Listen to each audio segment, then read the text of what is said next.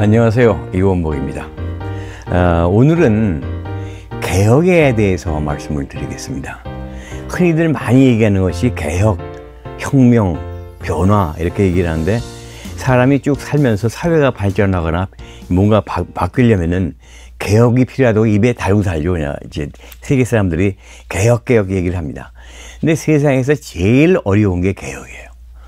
개혁과 더 과격한 것이 혁명이라는 것이 있는데, 혁명이란 것은 판을 완전히 뒤집어 버리고 새로 시작하는 것이기 때문에 오히려 쉽다기보다는 오히려 빨리 진행될 수가 있어요.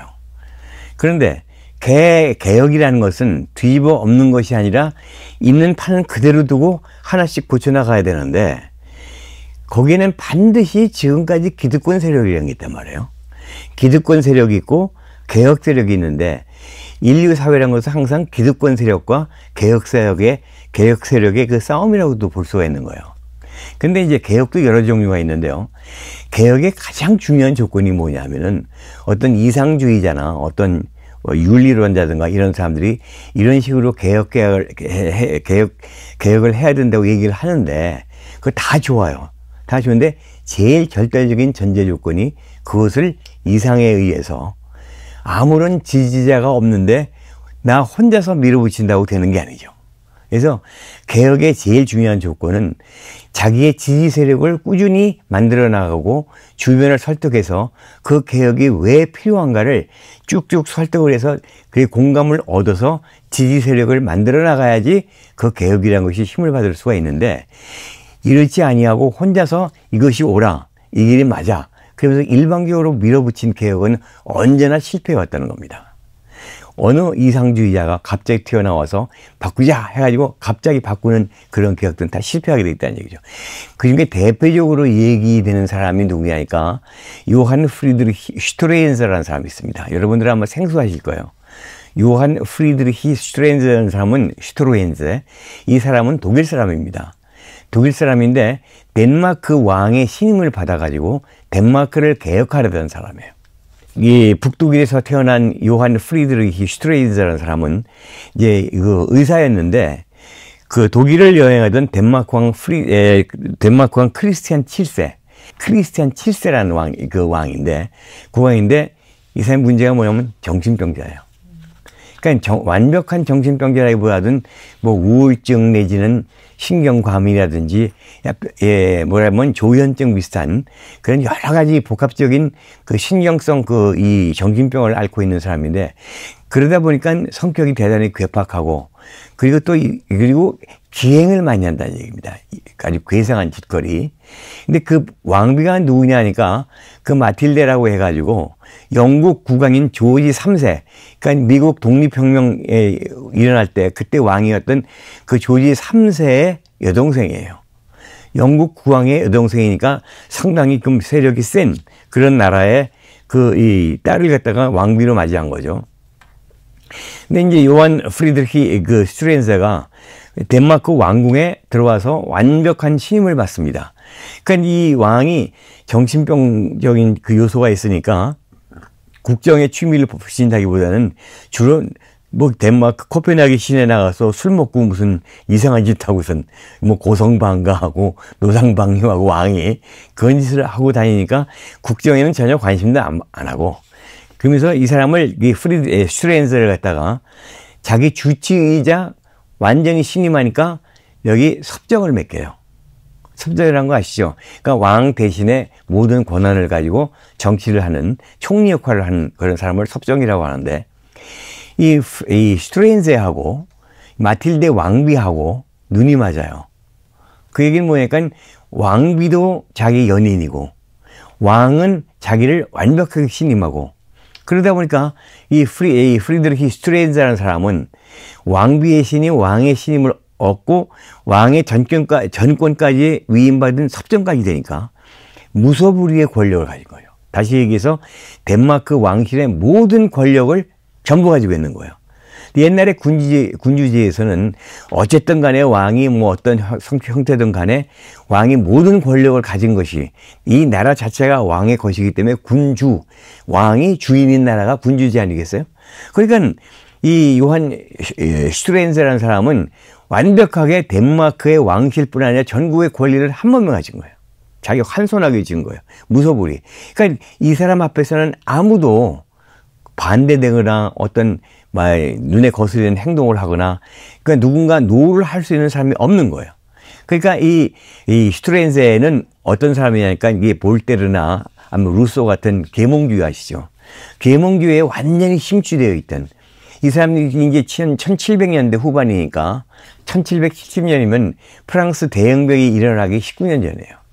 19년 전. 그러니까 거의 프랑스 대혁명보다 20년 앞선 시대니까 이때는 완벽한 어떤 군주의 왕의 권력이 세상을 완전히 장악하고 있을 때인데, 이때 덴마크 왕실 정부 모든 권력을 한손하게 쥐고 있으니까 왕비도 자기 편, 왕도 자기 편. 그러니까 이 소위 이 계몽주의에 심취된, 계몽주의가 뭡니까? 자유, 평등, 권리, 인권, 이런 것만 이게 주장하던 그런 아주 굉장히 앞서간 그런 이념주의 아니겠어요?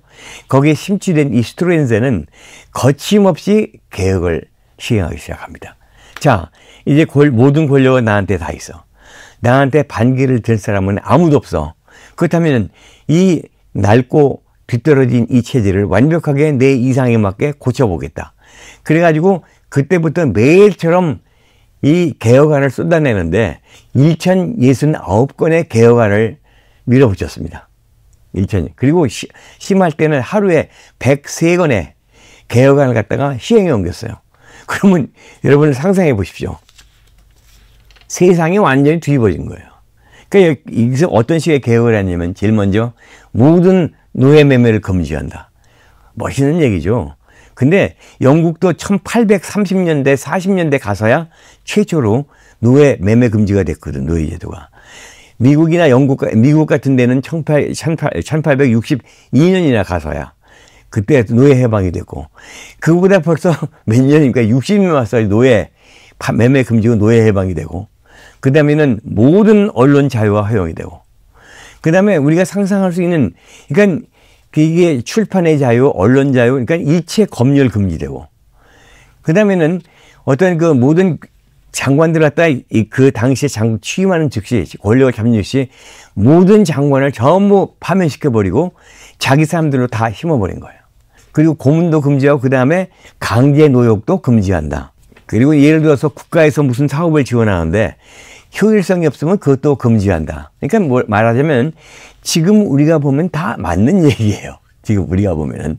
근데 1770년 되면은 지금부터 거의 250년 가까운 그 전인데, 프랑스 혁명도 일어나기 20년 전인데 이런 개혁을 밀어붙이니까 문제는 뭐냐 하면은 이 반대파 기득권 세력들이 이게 가만히 있을 리가 없다는 얘기죠.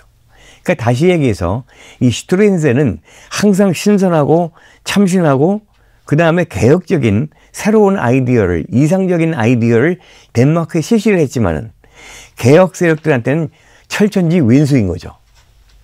그러면 이 워낙 권력이 세니까 이 슈트렌세는 자기 주변에 동지를 만들거나 아니면 자기 세력을 규합할 생각을 안 하고 그냥 권력으로만 일방적으로 밀어붙였다는 얘기죠.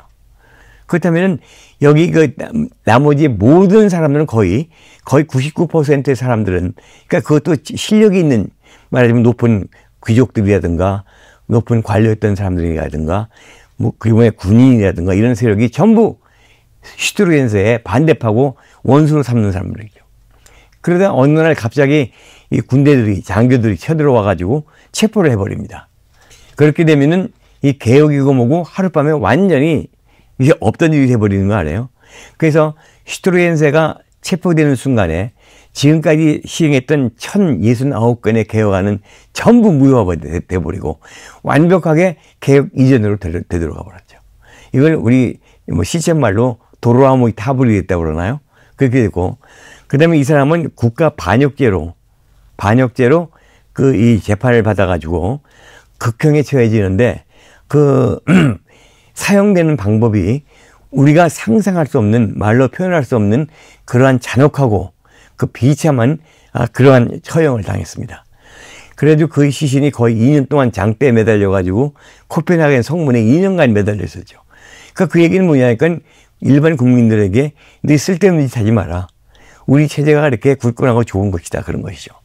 그러니까 이러한 슈트루겐스의 개혁은 1770년에 한 1년 반 동안, 1년 2개월 동안 지속이 됐는데, 그것이 완전히 사라져 버리고, 완벽하게 이러한 슈트루겐스의 안이 시행되기 시작한 것은 그로부터 70년 후부터입니다. 그러니까 어떠한 개혁이라도 자기의 주변 세력의 도움 없이 자기 혼자서 밀어붙이는 그런 전격적인 개혁이라는 것은 실패할 수밖에 없고, 그리고 역사라는 것은요, 역사의 발전이라는 것은 해겔이 얘기했듯이 변증법적인 과정을 거친다는 거죠. 변증법이 뭐죠? 찬, 반, 합. 야, 이것이다? 그러면 그것이 아닌 것도 있다. 그러면 이것이 있고 이것이 아니다? 그러면 나중에 이것이 아닌데 이건 다른 방법이 있다. 이런 식으로 밀당을 해가면서 앞으로 나가는 것이 역사이지, 어느 날 갑자기 하루아침에 바뀌는 것이 역사가 아니라는 얘기입니다. 감사합니다.